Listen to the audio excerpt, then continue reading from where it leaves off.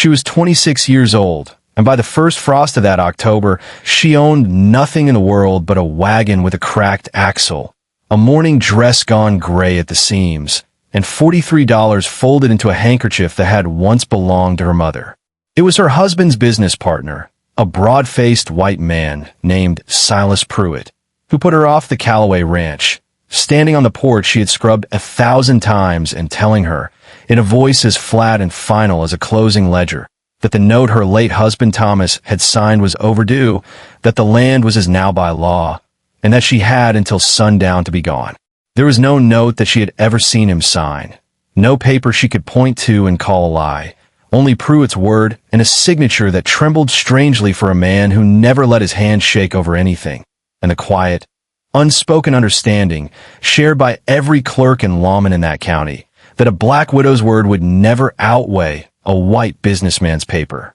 She did not argue. There was no one left to argue to. She took the wagon, the handkerchief, and the small cedar chest that held her father's things, and she drove north along the frozen ruts toward Larkspur Crossing, because that was where the stock auctions were held every autumn, and because a woman with $43 and no roof over her head had exactly one kind of gamble left to make. At the edge of the sale yard, half buried in mud and manure, stood 241 sheep, so thin their hip bones showed through matted wool, coughing and shivering in a pen nobody wanted to walk past. And when the auctioneer called the lot and no one bid, and the men around her laughed low into their collars, some of them at the foolishness of buying a dying flock on the eve of what the old-timers were already calling the hardest winter Montana territory had seen in 30 years, and more than a few of them at the plainer idea of a black woman alone thinking she could keep any flock alive at all. She raised her hand and bought every last one of them for $11.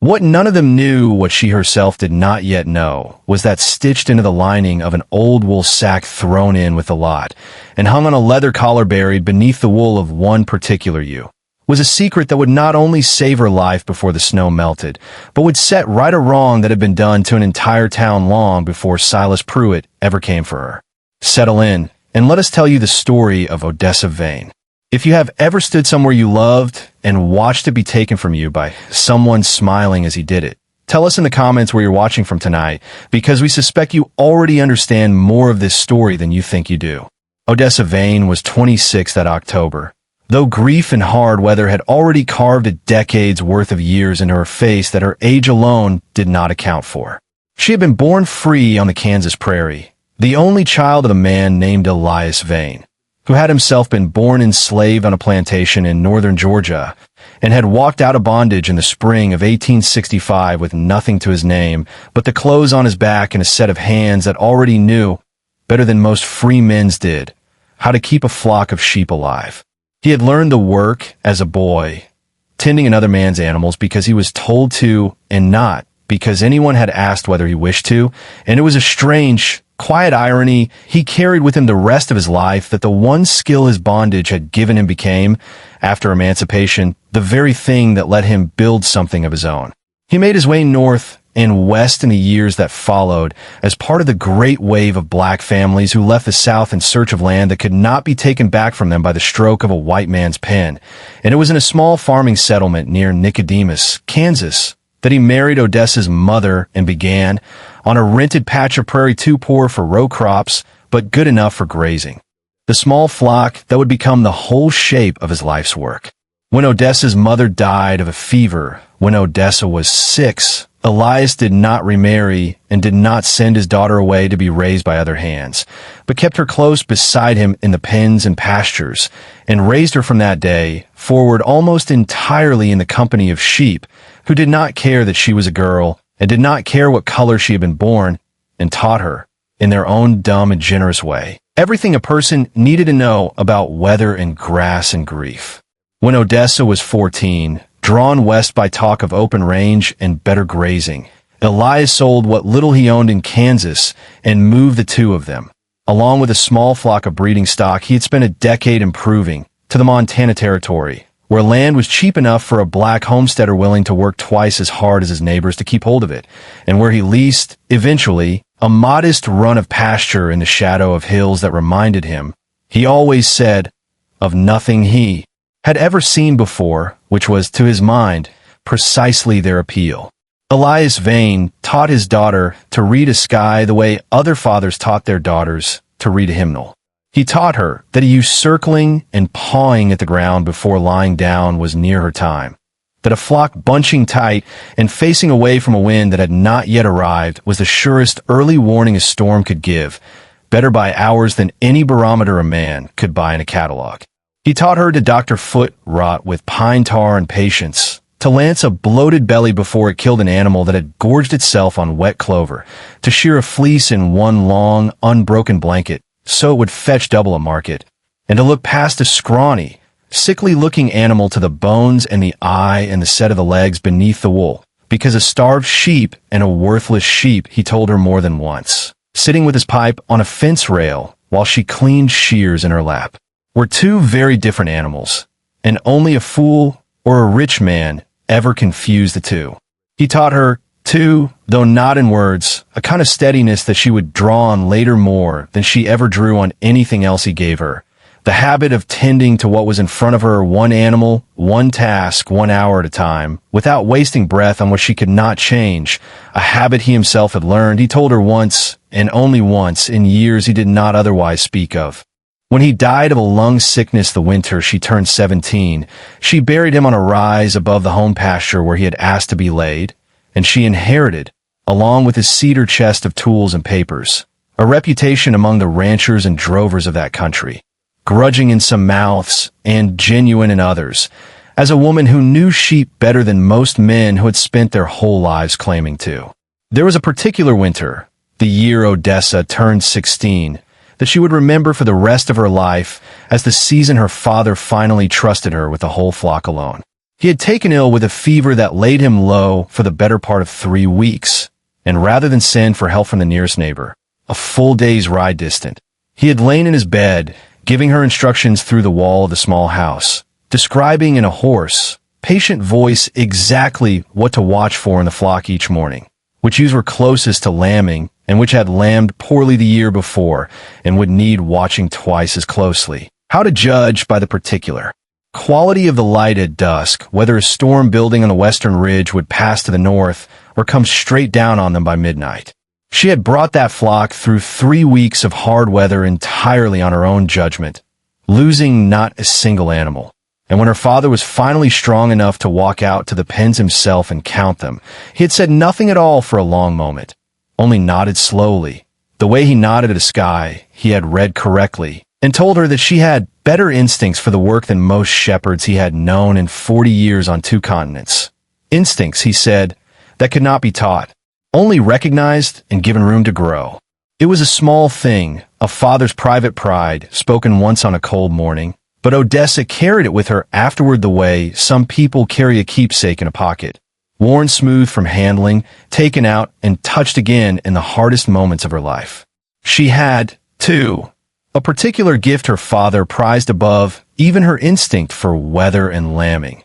which was patience with the animals other shepherds gave up on. There was always, in any flock of size, an animal or two that the hired hands or the neighboring boys wanted to cull early, a lamb born small and slow to nurse, a ewe that fought the shears every season, an old ram too stubborn and too proud to be worth the trouble of keeping past his usefulness, and it was Odessa, more often than not, who argued for giving the difficult ones another season, another chance, another round of the particular careful attention that could sometimes turn a struggling animal into one of the strongest in the flock. Her father used to tease her gently that she would keep every 3-legged, half-blind, contrary creature on God's earth if he let her, but he let her far more often than he teased, because more often than not she was right, and the flock she helped him raise in those years gained a quiet local reputation for hardiness that outlasted, in the end, both her father's life and the ranch itself. Sold off piece by piece after his death to cover debts she had been too young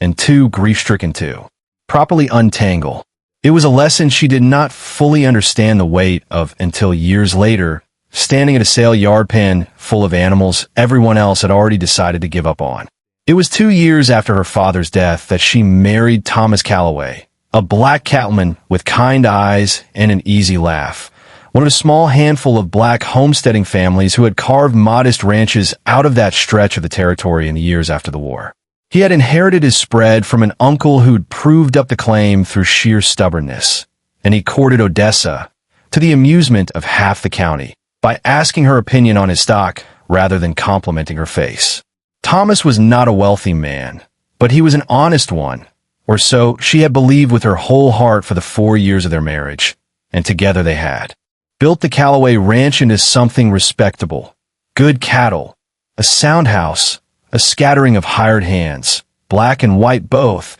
who stayed on year after year because Thomas paid fair and never raised his voice. It was Thomas who had first brought Silas Pruitt into their lives, as a partner in a cattle shipping venture meant to save both men money by pooling their herds for the long drive east of the railhead, an arrangement Thomas had welcomed in part because so few white cattlemen in that country would deal with him as an equal at all, and Pruitt, whatever else he was, had at least offered the appearance of it. Odessa had never fully trusted Pruitt, had noted early on the way his eyes moved over a room as if pricing everything in it, but Thomas trusted him. And for a long while that trust seemed to bear fruit, and she let her own unease sit quiet in the back of her mind the way a person learns to live beside a draft in an old house. Always felt, never quite addressed. Then, 3 years before the winter that would change everything, Thomas Callaway was thrown from a spooked horse while riding fence in a spring storm, and he died 2 days later of injuries the town doctor could do nothing for,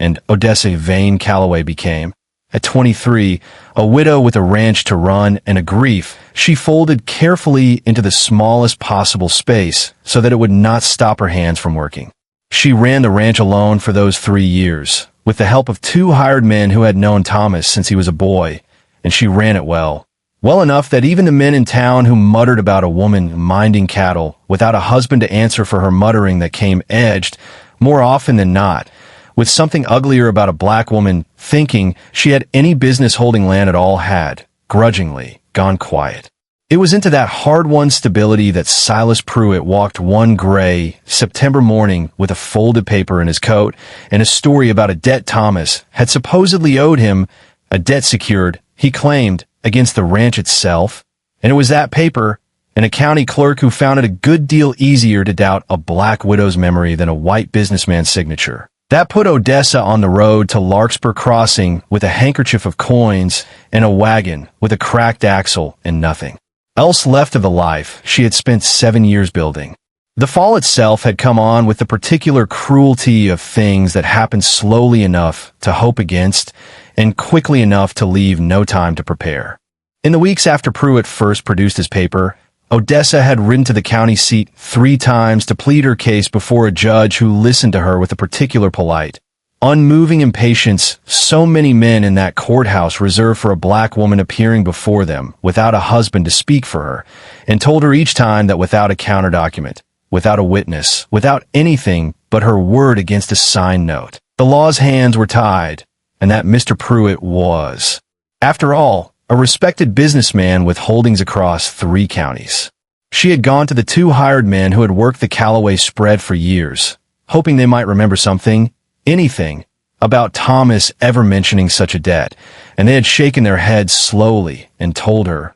with real sorrow in their faces, that they knew nothing of it, though one of them, an older man named Jasper Wren, had added quietly that Pruitt had come around asking odd questions in the months before Thomas died. Questions about how the ranch's paperwork was kept and who. Besides, Thomas knew where it was filed. She had gone through Thomas's own papers herself, night after night by lamplight, searching for some record that would contradict Pruitt's claim, and had found nothing, because whatever had once existed to contradict it had either never existed at all or had been quietly removed by someone who knew exactly where to look. By the time the sheriff came out with the paper that made it official, Odessa had already sold what stock she could raise what money she could, had already said her goodbyes to hired men who wept harder than she let herself, had already packed the cedar chest that was the only thing of her father's or her husband's she would not leave behind. She sold her wedding ring in Larkspur Crossing for $6 to a jeweler who did not meet her eyes while he waited,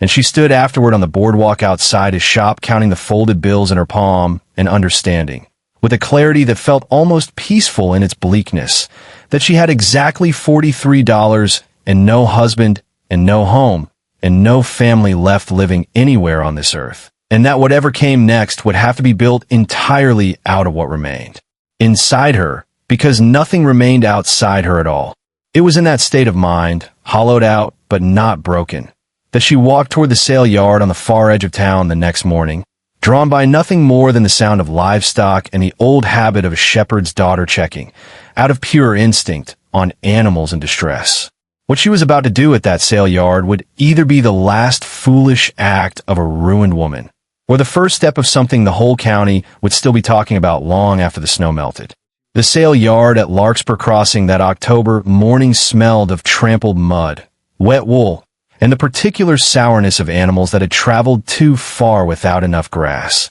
And it was crowded with cattlemen in from the ranges to sell off culls before winter and buy provisions for the months ahead, their breath steaming in the cold, their talk loud and confident in the way of men who believed the season ahead held nothing they had not already survived a dozen times before. Odessa moved along the pen slowly, less because she intended to buy anything than because the sight and smell of pen stock was, for her, a kind of comfort, a language she had spoken since before she could properly talk. It was at the farthest pen, set apart from the cattle and largely ignored by the crowd, that she found the sheep, and the sight of them stopped her the way very little else that day had managed to. There were 241 of them, crowded together for warmth in a pen too small for their number, their wool matted and dull, their frames gone enough that the auctioneer's assistant, a boy of perhaps 16, kept glancing at them with open distaste as though embarrassed to be associated with the lot. An old man sat on an overturned crate nearby,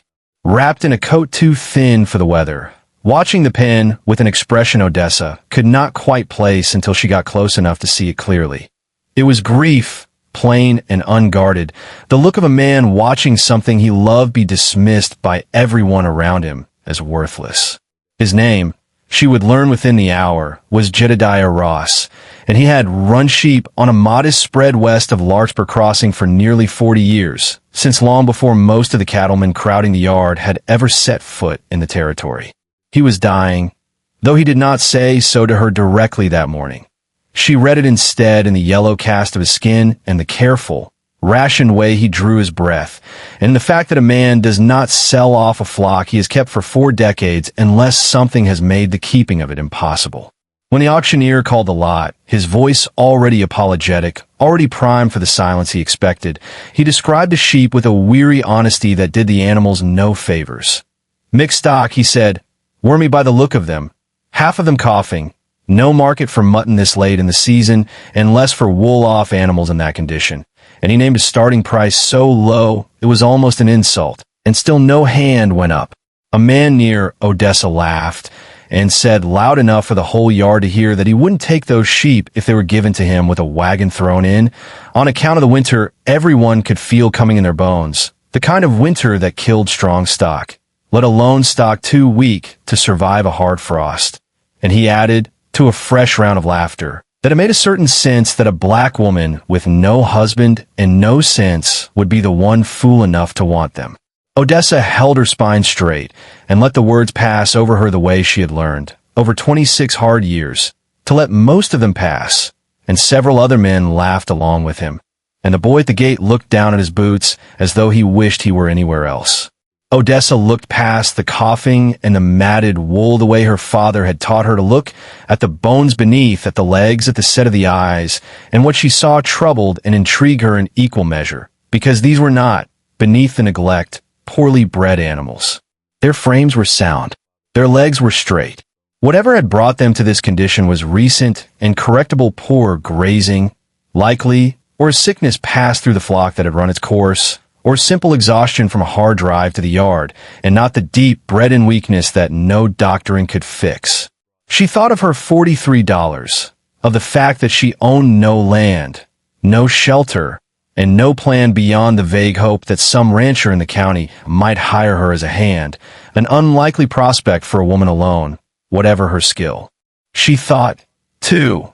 of the particular ache in her chest at watching 241 living creatures be laughed at and left to be sold for slaughter or simply abandoned because no one in that yard troubled to look past their wool. Before she had fully decided to speak, she heard her own voice, steady and clear, call out a bid of $11 for the entire lot. The yard went quiet in the particular way a crowd goes quiet when it has just witnessed something it cannot decide whether to call foolish or remarkable. The auctioneer, startled into brightness, asked if she was certain, and she said she was an old Jedediah Ross, still seated on his crate, looked up at her for the first time with an expression that was not quite relief and not quite something else she could not name. Something closer to recognition, as though he had been waiting all morning for a particular kind of person to walk through that gate, and had, against all sense, found her. No one else bid against her. The sale was closed for $11, and Odessa Vane Calloway walked out of the Larkspur Crossing sale yard with 241 sheep,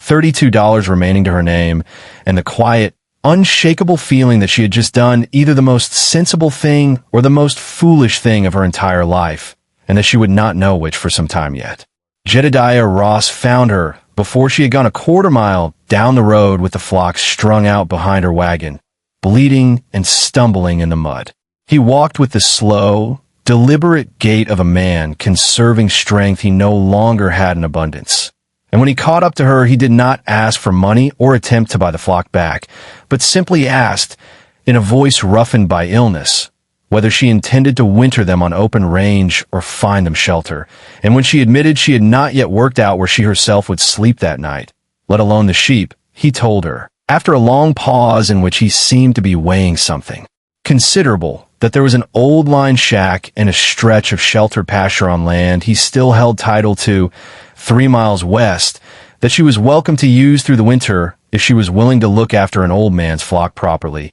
the way he could see, watching her handle them at the pen, that she already knew how to do. Odessa, who had nothing to lose and everything to gain, accepted before he had finished the offer. 3 days after they settled into the line shack, the first sheep disappeared. Odessa noticed it at the evening count, the way she counted every evening without fail, running her eyes over the huddled flock in the pole corral until the number came out short. She told herself at first it was a wolf, or an animal simply strayed off in the confusion of a new pasture, and she spent the better part of the following morning walking the fence line and the timber beyond it, searching for a carcass or a trail of blood in the snow that would explain it plainly. She found neither. What she found instead, half a mile north of the corral in a stretch of soft ground near the creek, was a single set of boot prints, a man's stride, moving in a slow, deliberate circuit around the edges of her pasture and then doubling back the way it had come, and standing there in the cold with her breath fogging in front of her. Odessa understood, with a certainty she could not yet prove to anyone, that whatever had happened to that missing ewe, it had not been a wolf's doing at all, and that someone had been watching her flock closely enough to know exactly where the fence line ran thin. She said nothing of it to anyone in town. She only began, from that morning on, sleeping with her father's old rifle within reach of her cot, and counting the flock twice a day instead of once. It was in the second week at that line shack, while she worked her way through the flock treating foot trot and worming the animals with a mixture her father had taught her to brew from tobacco and salt, that she came upon the ewe with the collar. What Odessa found on the fifth ewe she examined that evening was nothing like foot trot or fleece rot, and it changed everything that followed, though not at all in the way she would have guessed if anyone had warned her to expect it. The animal was older than the rest, grayer about the muzzle, and beneath the thick, dirty wool at her throat, Odessa's fingers found not the leather strap she expected, but something stiffer, and when she parted the wool she found a narrow band of aged leather fitted with a small brass tag, the kind used by breeders to mark registered stock, stamped with letters she had to angle toward the lamplight to read clearly.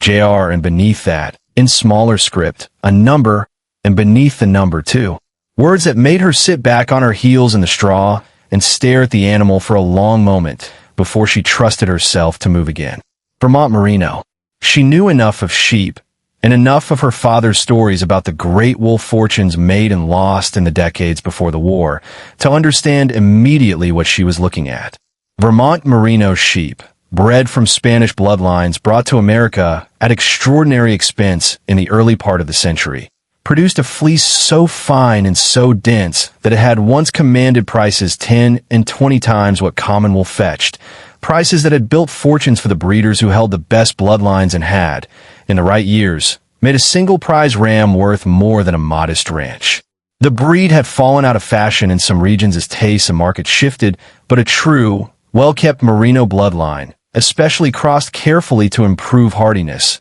remained enormously valuable to buyers who knew what they were looking at, buyers in the eastern mills who paid premium prices for fleece fine enough to spin into the finest cloth on the market. That single tag you told her that somewhere within the 241 animals she had bought for $11, hidden beneath a season's neglect and the deliberate camouflage of poor condition, might lie the foundation of a flock worth more than the entire Callaway ranch had ever been. She did not sleep that night. She sat instead by the shack's small stove, turning the brass tag over in her fingers, replaying the look on old Jedediah Ross's face when she had bid on the flock, a look she now understood had not been simple grief, but something more complicated. Grief mixed with hope, the look of a man who had hidden something precious inside something worthless because it was the only way he knew to keep it safe,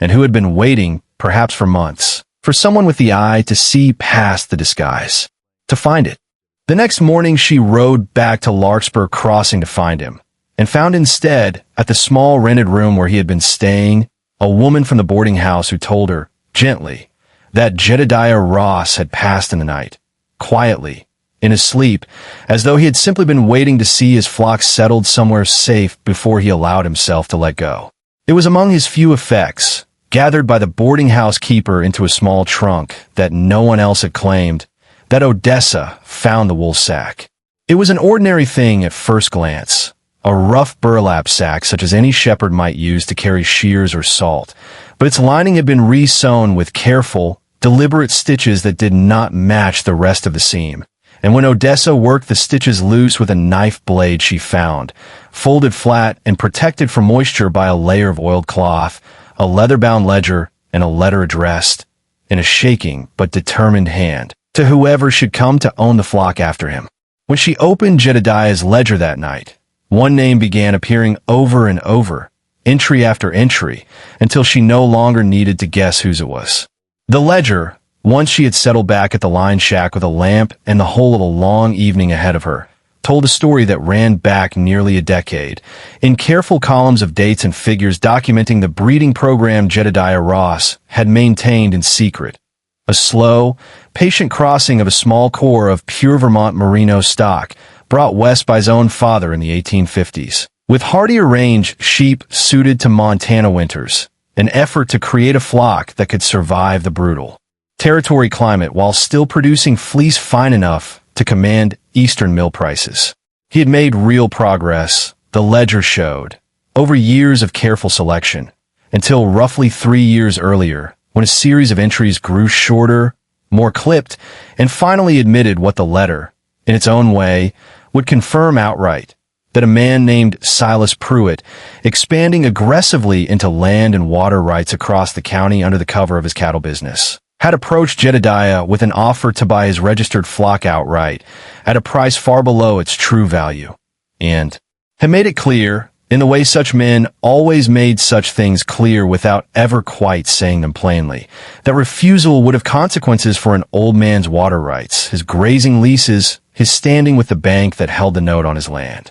Before that, though, the ledger told her something else, something that took her a second and then a third reading to fully absorb, which was the sheer scale of patience the work represented. Jedediah Ross had not stumbled into a fine bloodline by luck. He had built it, animal by animal, season by season, over the better part of a decade, weighing each cross against the last, culling gently and slowly, keeping notes on fleece weight and fiber fineness and lambing ease with the meticulousness of a man who understood that he was not merely raising sheep, but preserving something his own father had carried west at considerable cost and risk, a living inheritance that could be undone in a single careless season if it were not tended with total attention. There were pages given over entirely to failures crosses that had not held true, A promising ram lost to blackleg at his third year. 2 seasons in a row where late frosts had cost him more lambs than he could afford to lose in reading them. Odessa understood that the flock she now owned represented not a lucky windfall, but the distilled labor of a man's entire working life, set down in a hand that grew toward the ledger's final pages, visibly less steady, as though he had known, even as he wrote, that his own time to finish the work was running short, and that the finishing of it would have to be left to whoever came after him with the sense to look closely enough to find it. The letter itself, written in the unsteady hand of a dying man doing his best work with the strength he had left, explained the rest. Jedediah had refused Pruitt's offer, and in the months that followed had watched, with growing dread, as Pruitt used his influence with the county land office and a compliant local bank to strangle Jedediah's operation from the edges. A grazing lease quietly reassigned to another rancher on a technicality, a loan call due earlier than its terms allowed. A water right along the creek that fed his home pasture disputed and tied up in a filing that would take months, perhaps years, to resolve. Jedediah, sick and failing, and with no family left to fight for him, had made the only choice he believed would protect his flock's true bloodline from falling into Pruitt's hands. He had deliberately let conditions slip on the whole flock, letting his best animals mingle unmarked among the common stock, disguising his life's work as worthless culls so that when the bank finally forced the sale, no one least of all Pruitt, who Jedediah knew would be watching the auction closely, expecting to buy. The registered flock sheep, once its owner could no longer hold out, would recognize what they were looking at. The letter ended with a plea, addressed to whoever ended up owning the flock, to protect the bloodline if they could, to trust that it was worth protecting even if the sheep looked, for now, like nothing at all, and to remember, as Jedediah himself had tried all his life to remember, that the things men dismiss as worthless are very often the things someone else has worked hardest to keep safe. Odessa sat with that letter until the lamp burned low, and when she finally understood the full shape of what had happened to Jedediah or Ross, the manufactured debts, the disputed water rights, the same slow, deliberate strangulation by paper and influence that had taken her own home from her, she felt something shift inside her that was not quite anger and not quite grief, but a clean, hard resolve she had not felt since before Thomas died. Silas Pruitt had taken her ranch with a forged note and a compliant clerk. He had taken, or nearly taken, an old man's life's work with a strangled water right and a called loan. And now, through a chain of accidents that fell to her, in the deep quiet of that winter night, less like accident than like some slow and patient justice finally turning in her favor, she held in her hands both the proof of what he had done to Jedediah Ross and, hidden inside 241 skinny, laughed at sheep, the means to fight him. Word travels fast in small territorial towns. Faster still when it concerns a woman living alone with a large flock on the edge of a hard winter. And it did not take long for Silas Pruitt to hear that the widow Calloway, whom he had put off her own ranch not 2 months before, had bought Jedediah Ross's entire flock at auction for a handful of dollars. At first, by all accounts, he thought little of it beyond a passing amusement at her misfortune. One more sign, in his mind, that a woman without a man to guide her business affairs would inevitably make foolish choices. It was only later, when a hired hand of his who had once worked briefly for Jedediah Ross let slip, in the unguarded way men talk over cards, a passing comment about old man Ross always claiming his flock was worth more than folks knew, that something in Pruitt's calculating mind began, slowly, to turn. It was not until much later, after the worst of that winter had passed, that Odessa learned what had truly happened to the ewe that vanished her first week at the line shack, and to the boot prints she had found circling her fence line. A hand of Pruitt's, sent out quietly to look over the flock before Pruitt himself had fully made up his mind what it might be worth, had taken the animal on impulse, meaning nothing more by it than a free meal, never once suspecting that the missing ewe he'd slaughtered and eaten in his own cook fire had worn, plain as anything, a collar and a brass tag he simply hadn't troubled to notice in the dark. It was, in its own small and almost comic way, the first piece of luck to fall in Odessa's favor that whole season. though she would not learn to laugh about it until long afterward. He rode out to the line shack himself on a bitter afternoon in early November, his breath and his horse's breath both steaming in the cold, and found Odessa in the pole corral she had built with her own hand from deadfall timber, examining a ewe's hooves with the brisk efficiency of someone who had done the task 10,000 times before. He was polite, in his way, the same flat and reasonable politeness he had used on her porch the day he took her home. And he told her he had heard she'd bought Ross's old flock, and that he'd come to make her a fair offer to take the whole lot off her hands before winter set in properly. Seeing as how a woman alone couldn't reasonably be expected to winter 200 head of sheep without help, and seeing as how he had, out of what he called simple neighborly concern, no wish to see her lose, the little she'd managed to salvage. The offer he named was, on its face, generous for a flock everyone else in the county still believed to be worthless, enough money to see her comfortably through the winter and into spring. It was also, Odessa understood at once, watching his eyes move over the pen with the same pricing look she had noticed in him years before,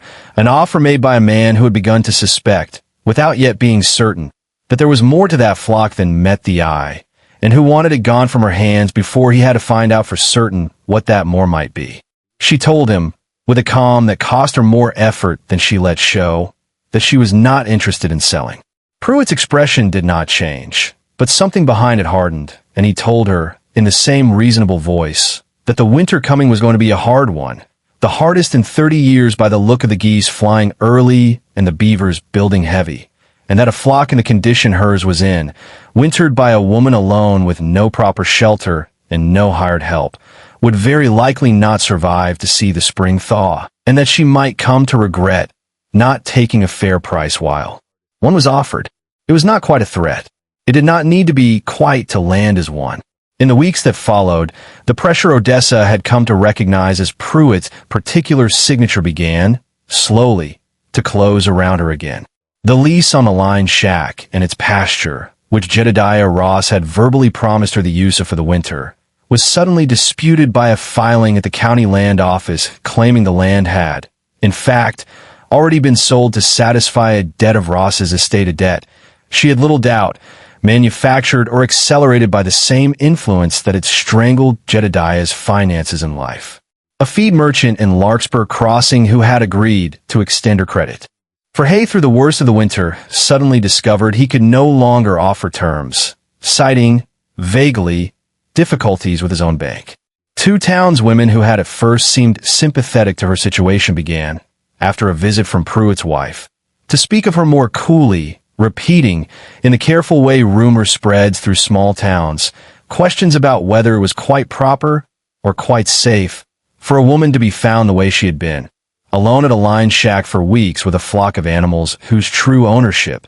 some now whispered, might not be as settled as she claimed. It was a slow siege conducted almost entirely through paper and whispered doubt rather than open confrontation, and it was, Odessa understood, with a clarity sharpened by having watched it happen once before to her own life and once, through Jedediah's ledger, to his, exactly the method by which Silas Pruitt had built the greater part of his fortune and his influence across 3 counties. There was one afternoon in particular, in the second week of that slow siege, that stayed with Odessa longer than any of Pruitt's paperwork. She had ridden into Larkspur Crossing for supplies and found herself, at the dry goods store, standing near 2 women she had once considered friendly acquaintances from her years as Thomas Calloway's wife, and had overheard, before either of them noticed her, a conversation about herself conducted in the careful, pitying tone reserved for women whose reputations were being quietly rearranged without their consent, comments about how peculiar it was for a woman to be living alone so far from town with 200 head of stock, about whether it was entirely proper, about how Jedediah Ross's own family, had he any living, might have something to say about how quickly a stranger had come to claim his flock. Odessa had said nothing, had simply completed her purchase and ridden along, cold miles back to the line shack with her jaw set, but the encounter had cost her something. Even so, a small, corrosive doubt that crept in at the edges of her resolve in the deep hours of the night, when it was easiest to wonder whether a woman alone truly could hold what she had built against a man with Pruitt's patience and Pruitt's friends. She fought that doubt the only way she knew how, which was to return again and again to the plain physical work of the flock in front of her, because doubt, she had learned in the 3 years since Thomas's death, could not survive very long against the demands of an animal that needed its hooves checked or its water broken free of ice. And because her father had taught her, without ever saying so directly, that the surest antidote to a mind spiraling toward fear was a task that required the whole of her attention to do well. It was in that spirit that she spent the weeks before the true onset of winter, working from before dawn until well after dark, building what shelter she could from deadfall and canvas, stockpiling what hay the merchants with drawn credit had not already put out of her reach, and studying Jedediah's ledger by lamplight each night, not merely for its record of bloodlines, but for every scrap of knowledge about that particular stretch of country the old man had troubled to set down, sensing, correctly as it turned out, that she would need every piece of it before the season was through. And beneath all of it, unrelenting and indifferent to any of their maneuvering, the winter that the old-timers had been dreading since the geese flew south early finally arrived in full. It had arrived with a ferocity that would be spoken of in that country for the rest of the lives of everyone who survived it. The first hard blizzard struck in the last week of November. 3 feet of snow driven sideways by winds that howled without pause for 2 full days, and it was followed, before the ground had properly settled, by a second storm, and then a third, each one dropping the temperature further, until the thermometer nailed to the line shack wall. Red numbers Odessa had never in her life seen it show. Numbers that turned breath to frost on a scarf in minutes, and could kill an unsheltered animal, or an unsheltered person, in a single night. It was in the heart of that worst stretch of winter, with the disputed lease still unresolved and Pruitt's pressure still tightening at the edges of her situation, that Odessa Vane Calloway drew fully, for the first time since her father's death, on every single thing he had ever taught her. Because the survival of 241 sheep, and very likely her own survival alongside them, now depended entirely on her ability to read a landscape and a flock's needs faster and more precisely than the weather itself was moving. She remembered, from the ledger's careful notes and from a comment Jedediah had made to her in passing before he died, a coulee he had described but she had never yet walked, a deep, timbered fold in the land 2 miles north of the line shack, where a spring ran warm enough, fed from some deep source, that it rarely froze even in the hardest winters, and where the walls of the coulee cut the wind enough that stock sheltering there could survive, whether that would kill them in the open. It was not marked on any map she owned. It existed only in Jedediah's ledger, in a hand-sketched notation half hidden among his breeding records, as though he had set it down for exactly this purpose, trusting that whoever finally understood the full value of his flock would also, eventually, need to find it. She moved the flock in a narrow window between the second and third storms, driving them the 2 miles north on foot through snow that came to her knees, working the dog she had borrowed and half-trained from a neighboring rancher's litter, counting animals over and over in the failing light to be sure none had been lost to the cold or to the wolves that winter always drove hungry and bold. She found the coulee exactly where the ledger's rough sketch had promised, the spring running dark and steaming faintly against the white of the snow, the timbered walls cutting the worst of the wind into something merely brutal instead of lethal, and she settled the flock there in the last gray light before the third storm broke, and then she settled herself in a hastily built lean-to of deadfall and canvas at the coulee's edge, and for 11 days, while the hardest winter Montana territory had seen in 30 years did its worst across the whole of that country, she did not leave the flock's side. She broke ice on the spring's edge each morning so the sheep could water. She dug through drifted snow with her bare, cracked hands to uncover grass and brush for them to graze when the hay she had managed to haul and ran short. She carried newborn lambs, born too early and too small into that brutal cold because a handful of ewes had come into season sooner than the rest, inside her own coat against her own body through nights so cold she was not entirely certain some mornings that she herself had survived them. She lost animals 11. In the end, out of 241, a number that would have been considered a miracle by any rancher in that country who heard of it later, though it did not feel like a miracle to her in the moment. Only like grief added onto grief. Each small body she found frozen in the snow, a fresh wound, she made herself keep moving past, because 230 remained who still needed her hands and her attention and could not wait for her sorrow to finish itself. When the 11th day broke clear and still, the wind finally, blessedly silent, the sun coming up hard and bright over snow so deep it had reshaped the whole visible world, Odessa Vane Calloway stood at the mouth of that coulee, hollowed out with exhaustion and grief, and something else beneath both of those things that she would later understand was pride, and looked out a flock of 230 sheep, thin and bedraggled but alive, that every man in Larkspur Crossing had laughed at her for buying, and that had, in the end, survived the very winter everyone had sworn would kill them, because of a dead man's hidden knowledge and a shepherd's daughter's stubborn, unglamorous care.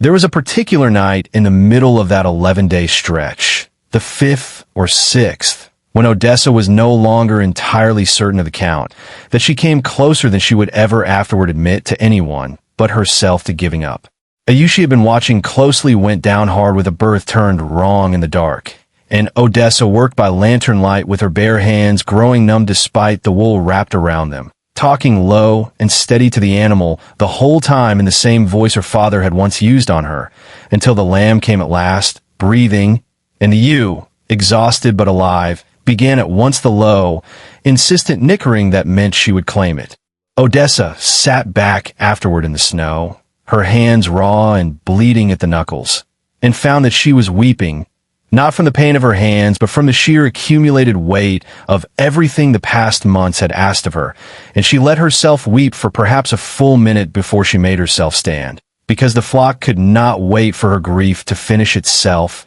and because somewhere in that same weeping she found, unexpectedly, the strength to keep going that she had not been able to find through will alone. Word of what she had done spread through that country faster than any of Pruitt's rumors had, because there is nothing a hard winter respects more than proof of survival, and nothing a ranching community, however slow to trust a woman alone, respects more than a hard winter survived well. Ranchers who had lost half or more of their cattle herds to that same string of storms cattle left exposed on open range in the old belief, shared by nearly everyone in that country, that stock would always drift to find its own shelter, began to ask, quietly at first, and then with growing directness, how a woman with no hired help and a flock everyone had written off had managed to bring through nearly the whole of it alive, when men with decades of experience and far greater resources had lost so much. It was in answering those questions,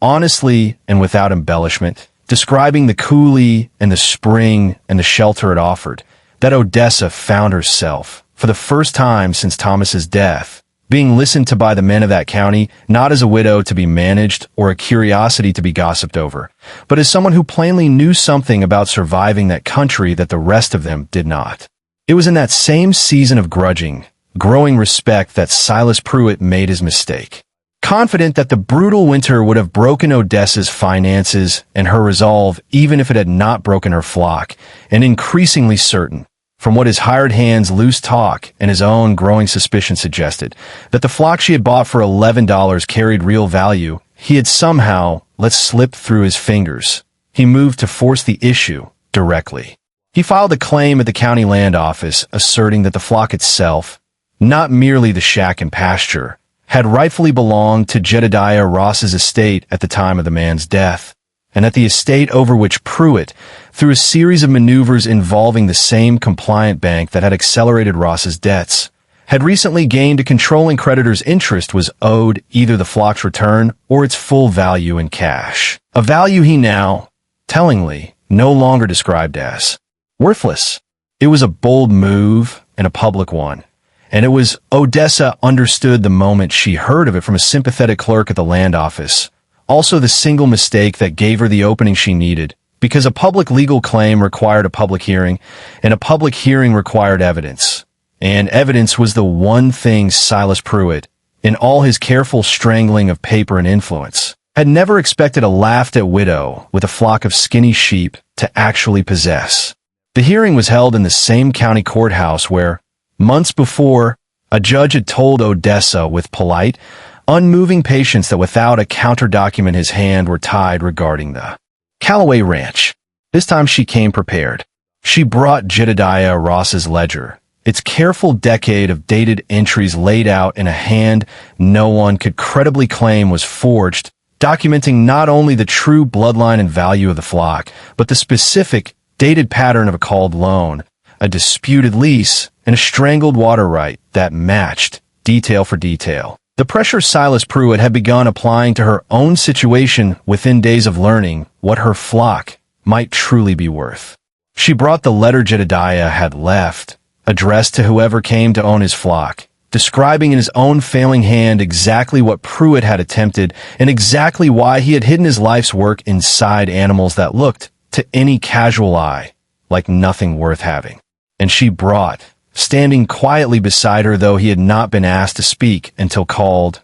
the hired hand Jasper Wren, who had worked the Callaway Ranch for years and who had finally found the courage, after watching Odessa bring 230 sheep alive through the hardest winter in 30 years, to tell the court plainly what he had told her privately months before, that in the weeks before Thomas Callaway's death, Silas Pruitt had come around the ranch asking pointed questions about where the paperwork was filed and who besides Thomas knew its whereabouts. Questions that made a good deal more sense, Jasper Wren said, now that everyone in the room had heard how similarly Jedediah Ross's finances had been strangled before his own passing. It was not, in the end, a dramatic unmasking of the kind found in dime novels. No confession wrung from Pruitt on the courthouse floor. No sudden collapse of the man's composure. Silas Pruitt was whatever else he was too careful and too practiced a man for that. But it was enough. The judge, faced with a documented pattern spanning two separate estates, a dead man's sworn letter,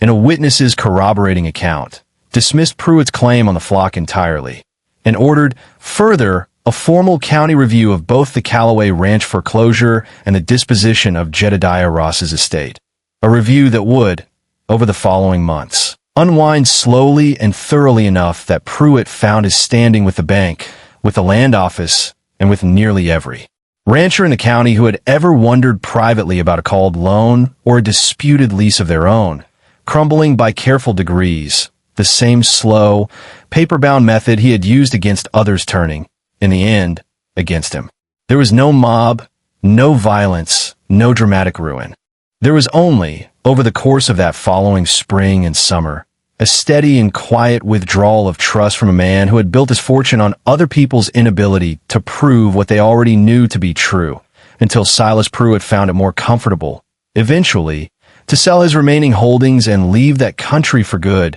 than to remain in a town that had finally learned to look past his smile. Odessa, for her part, wanted none of the flock's newly proven value for herself alone, not out of any performance of humility, but because she understood, with the same clarity her father had taught her to bring to a sky full of weather, that value hoarded and value shared were two very different things, and that she had not survived that winter, or lost that ranch, or found that ledger, only to become a smaller, gentler version of the man who had taken so much from her and from Jedediah Ross before her. In the months that followed the hearing, she used a proven Merino bloodline, carefully documented now,